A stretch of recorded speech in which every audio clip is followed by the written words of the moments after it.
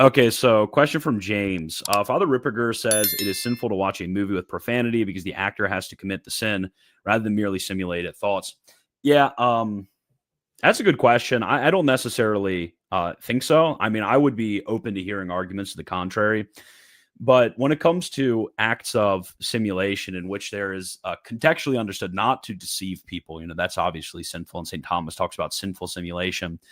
But simulation, which is basically the mere repetition, whether in writing, artistically, etc., of another person, it's clearly understood contextually not to actually involve the offense which is being simulated.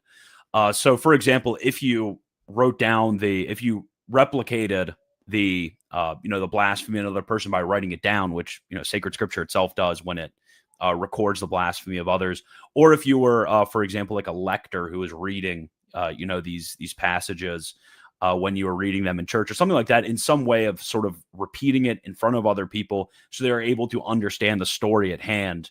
That is not somehow simulating it in a sinful way. I think the same would probably go for it would go for other artistic representations. Like, for example, to simulate a murder or to simulate sexual assault or something like that in a an artistic context is not necessarily sinful. It doesn't involve somehow engaging in the act, if obviously contextually it's understood that that's not which is going on.